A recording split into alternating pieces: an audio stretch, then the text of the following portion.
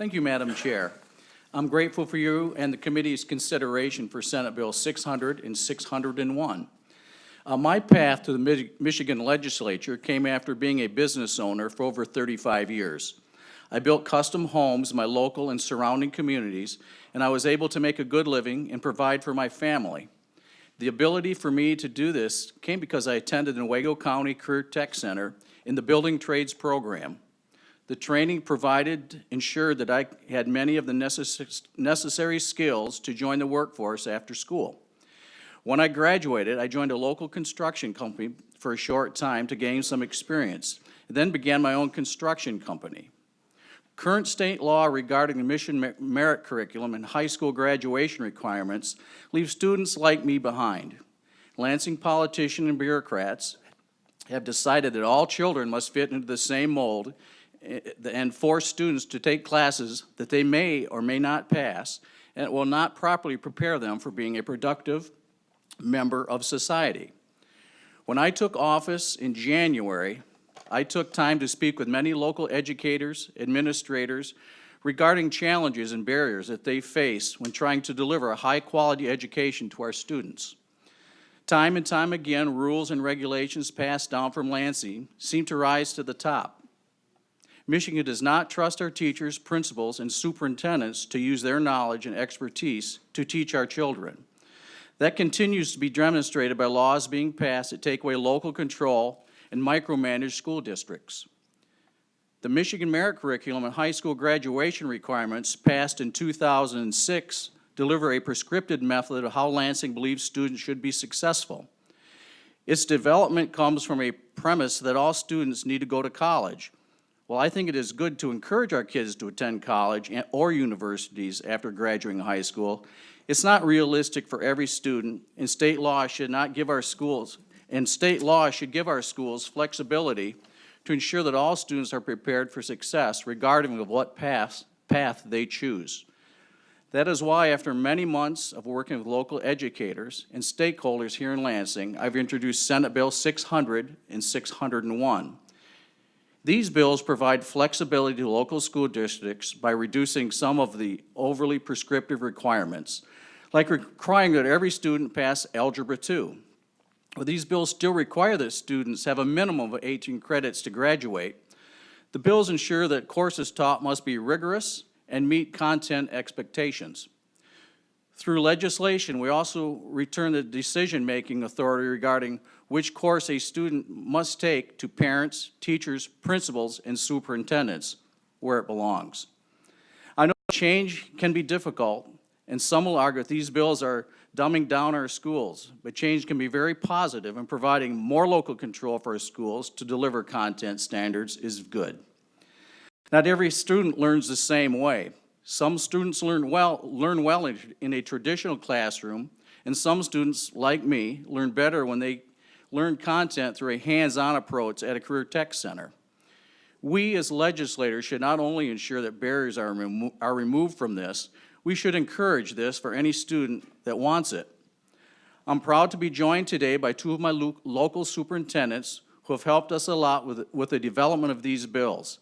I am grateful for their guidance and expertise, and I'm excited for them to share their perspectives with you. Before they come up to testify, we'd be happy to take any questions that you may have.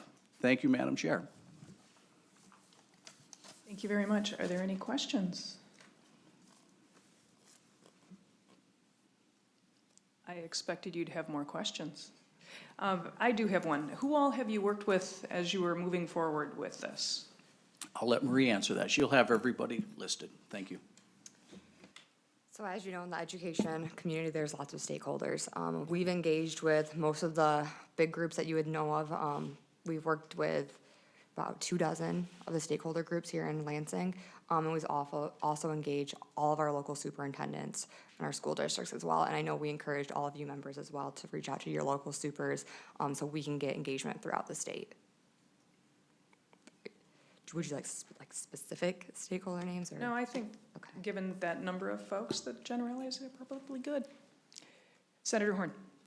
Just to your point in asking this question, I did talk to superintendents in my district. We meet once a month in Saginaw, and in its regular meeting, and they did express a strong interest in the flexibility that this idea offers, so we appreciate you bringing this to us. The ones I spoke with did as well. Senator Palanky? Thank you, Madam Chairwoman. I'm looking at some of the substitute changes, and in the third bullet down, it says allow for students to be able to test out of an elective subject, just like they can for a required credit. Is this new, or can students already test out of an elective subject? Based on my knowledge, this would be a whole new thing. Right, yep, this is new. So in the bill previous to substitute, and current law, you can test out of a required course right now. So we wanted to, because of how we restructured the credit requirements, now you'll see elective courses that will be like Spanish and foreign language, all those types of things. Since those have content expectations from the department, and there might be many cases where someone's already bilingual, we wanted to give that opportunity to students that they could already pass out of that credit that might be required from their local school district. Okay. My concern would be creating an assessment for phys ed. I believe that swimming is required. Creating an assessment for art. I think, in my experience, it would be that taking the course is the immersion, is the point, not just passing a final test that may not encompass all the nuances that can be gained in a semester-long curriculum. For example, my niece is a master artist in a certain type, but she doesn't know clay, you know? So, I guess my question would be, and I think you probably answered it, and the answer would be more flexibility. I just wanted to raise that concern from one of our superintendents. Yeah, of course, thank you. Okay. Thank you very much. I think we're done. All right. I'm Bob Symoniak. I'm the superintendent of Fruitport Community Schools, and thank you for this opportunity to speak to you today on Senate Bills 600 and 601 and their proposed changes to the Michigan Merit Curriculum as mandated by the state of Michigan. To begin, I ask each of you to consider the purpose of public education in our great state. When adopted in 2006, the Michigan Merit Curriculum made it appear as though the purpose of a public education was to prepare all students for college. While this is a noble idea, the reality is not all kids go to college. Therefore, shouldn't education be flexible to address the skills and needs of all students so they can best pursue their hopes and dreams? Some have claimed that increased flexibility in the Michigan Merit Curriculum waters down expectations, but I would argue to the contrary. Creating flexibility within the Michigan Merit Curriculum is not about watering down expectations, but getting education right for every student in our state. Here's what I mean. In 2002, I became the superintendent at Onaway Area Community Schools, which is a rural, poverty-stricken school district. Onaway is my hometown, so I knew that many of the families who sent students to my school came from generational cycles of poverty. As such, a large portion of my student body came from homes where employment was not prioritized, and nor tangentially was attending school. To address this issue, we worked hard to help all of our students develop a vision for their future. The thinking was that if we could give students hope that they could one day pursue a viable career option, they might find more value and relevance in attending school and ultimately break free from those generational cycles of poverty so that they could lead productive and contributing lives. To do this, we did our best to tailor each student's educational program within the district's existing graduation requirements so that it complemented their dreams for the future. For many students, a college-bound course sequence was appropriate and led them to attending four-year universities. For others, it entailed developing the skill set needed to pave the way for immediate local employment. To end each student's senior year, we required that the seniors present a senior exhibition, which showed that they had a vision for their future and had the right kind of school experience to support that vision. Our work with students in this regard was personalized, flexible, and again, fostered relevance. Then in 2006, that work was upended by the Michigan Merit Curriculum, which often had no bearing on the future hopes or aspirations for many of my students. In essence, the state took away local control where we designed an educational program. The state took away local control where we designed an educational program that fit within the context of our community and the related needs of our students, and replaced it with a one-size-fits-all expectation that all kids should be prepared for college. Those students needed Algebra 2, Of note was the Algebra 2 requirement. On any given year, we sent 40 to 60% of our students to college. Those students needed Algebra 2 and were taking it without state intervention. The remaining students who would go to immediate employment after graduation did not need Algebra 2. Requiring that course flew in the face of our attempts to create an educational program that made sense for most of my non-college bound students. Suddenly, high school became arbitrary, frustrating, and a problematic experience for many of these kids. After 7 years as superintendent in Onaway, I left to become the superintendent of Fruitport Community Schools. I'm now in my 10th year in Fruitport, and for the past several of these years, I've chaired the Muskegon County Superintendent's Careers Committee. During this work, we've developed a framework called Muskegon Made, which promotes career exposure throughout a student's school experience. Our most recent work is focused on bringing back co-op type programming, which many schools lost around the same time as the Michigan Merit Curriculum was adopted. The reasons for losing co-op back then were twofold. First, the pupil accounting manual changed, and most schools couldn't afford the manpower to comply with those changes. And the other was the increase in the state mandated graduation requirements did not allow time in a student's schedule for meaningful work-based learning placements. In my work with the Careers Committee, I have met many local employers and asked them if parts of the Michigan Merit Curriculum, like the Algebra 2 requirement, were a condition for direct employment with their companies. They often laugh, tell me no, and then comment on how they either never took Algebra 2 or took it but never used it. And these are highly successful, wealthy, and in many cases, self-made business owners. Here's a deeper dive into the Algebra 2 issue as it pertains to employment in Muskegon County. On any given year, we graduate approximately 2,000 students from Muskegon County high schools. Of them, we send approximately 60% off to four-year universities. That leaves 40%, or roughly 800 students, in need of immediate employment. Unfortunately, many of the students who do go to the university don't finish. So let's say that if even a third of those students don't earn a degree, we've added an additional 360 students to the non-college credentialed employment pool. So within years of graduating from high school, each graduating class produces approximately 1,160 students in need of immediate employment. And of the jobs these people will pursue, virtually none of them require Algebra 2 as a condition for employment. In fact, employers in Muskegon County tell me that they have many non-credentialed jobs available and can't find people to fill them, non-college credentialed jobs. I feel confident in saying that I don't think the Michigan Merit Curriculum is helping our local economies in this regard. Please know that I use Algebra 2 as a metaphor because it is the clearest disconnect between our current state mandated graduation requirements and what many of our students will need to lead successful and contributing lives. Additionally, you may hear of pushback on the elimination of other aspects of the Michigan Merit Curriculum regarding such things as the foreign language or health requirements. But understand that if schools currently offer these courses, they will continue to do so even with Michigan Merit Curriculum flexibility. One reason is school choice. Whether my child wants to be a doctor, a teacher, a plumber, or work in a line in a factory, if I'm looking for a school to send my child to, I will choose the school that offers the most opportunity.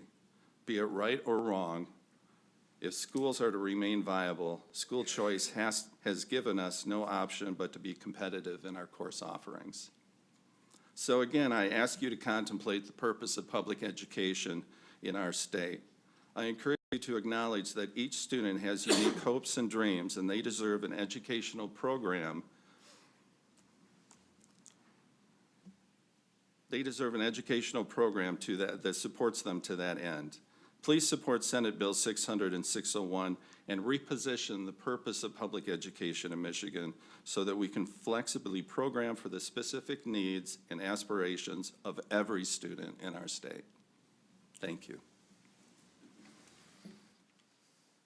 Thank you very much. Please go ahead. We have quite a few other cards for people who would like to speak as well, so please make it succinct. Thank you. Thank you. Good afternoon. My name is Tom Livezey, Superintendent of Oakridge Public Schools in Muskegon County. I'm here to support Senate Bill 600 and 601. This is an excellent start to the legislative process to improve the flexibility and efficiency within the Michigan Merit Curriculum requirements. To be clear, I am not here to present Algebra 2 as the hero nor the villain. I'm also not here to pit College Bound against the Career Tech, as well as not here to tell you that current law is a failure. I am here to simply promote concepts in Senate Bill 600-601 that align with our district's official vision, which states, quote, all Oakridge students will graduate prepared for their future, equipped with the knowledge and life skills to lead healthy and productive lives, achieving personal and career success. A tagline that we use for our graduates are 3 words: enrolled, enlisted, or employed. This bill continues the practice of empowering our teachers, counselors, career specialists, and college advisor to assist every student with to develop an educational development plan, otherwise known as an EDP. This EDP process helps students identify and explore career interests and passions. This bill improves the efficiency and the flexibility in the process of planning a unique pathway of learning that prepares each student to graduate prepared for their next step after high school.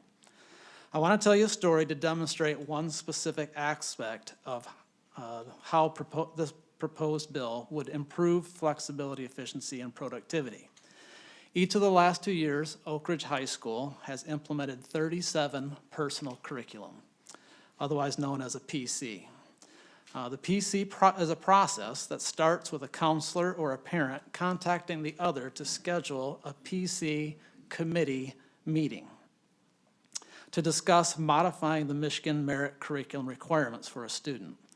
This PC committee includes a student, a parent, a teacher, a counselor, and should include a psychologist if the student receives special education services. The superintendent or the designee must also sign off on the written PC. While rare, some students want to go beyond the academic credit requirements and may require a PC committee to do so. However, the conversation typically starts with the counselor contacting the student and parent to discuss the challenges that the student is having. The students are predominantly juniors or seniors, not on track to graduate. These students are prime candidates for a career tech program, but they lack locally required credits in order to graduate on time. Counselors are professional and caring while framing this experience as an opportunity for success. However, students and parents often feel the anxiety attributed to their circumstances that require modifications to the Michigan Merit Curriculum requirements from a PC committee and do not view this as an enriching experience. This Senate bill changes this experience. While it keeps the thoughtful EDP process, it also allows a student the flexibility to select more relevant coursework within the new and still rigorous Michigan Merit Curriculum prior to failure. It opens the door for more students to pursue relevant learning experiences at our Muskegon County Career Tech Center who do not currently have that opportunity due to the current requirements in the Michigan Merit Curriculum. This bill improves the efficiency of the counselor to student experience because it uses the already established course selection process that all schools have without the bureaucratic PC committee experience. It sets students up for success in their chosen career pathway, which improves student motivation and engagement. Research has indeed proven that struggling learners do better when allowed to learn in a challenging curriculum. It is equally determined by research that rigor must be balanced with relevance for students to stay engaged in the educational process so that they can graduate enrolled in college, employed in a job, or enlisted in the military. We do not necessarily need the legislated personal curriculum process to identify appropriate, rigorous, and relevant coursework that prepares students for their career aspirations. When I discussed this bill with our high school principal and 2 counselors, they immediately said this would be wonderful if this bill became law. Moving beyond the PC topic, I would like to address critical thinking, which is defined as the objective analysis and evaluation of an issue in order to form a judgment. This skill is not unique to any one particular course. I believe every course in the Michigan Merit Curriculum uses critical thinking skills. Ask any bachelor or master degree professional who has hired an electrician, plumber, or HVAC technician to install or repair an appliance in their home whether those professions could analyze and evaluate an issue that they themselves could not solve. Hypothetically speaking, I've done that recently. Critical thinking skills in these professions have personally cost me $100 just to have the person show up at my doorstep. And not one of them relied on Algebra 2 or a foreign language to repair the appliances in my home. I do not view Senate Bill 600 and 601 as reducing rigor nor watering down the curriculum. It expands flexibility and opportunity for success. The last point I will make is about health. Oakridge is a huge advocate for educating the whole child.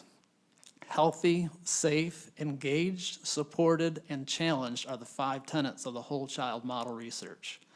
Toward that end, Oakridge requires health education in grades 4, 5, 6, middle school, and high school.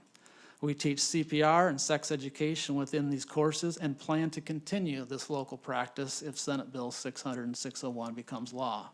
We appreciate the flexibility of covering state-required content in the courses where we deem appropriate. In conclusion, there are other aspects of this bill that deserve further dialogue, but I'm here to support this bill and engage in this legislative process to improve the flexibility and efficiency within implementing the new Michigan Merit Curriculum requirements. Thank you for the opportunity to present this testimony. Thank you, gentlemen. Are there any questions? I do not see any questions. Thank you very much.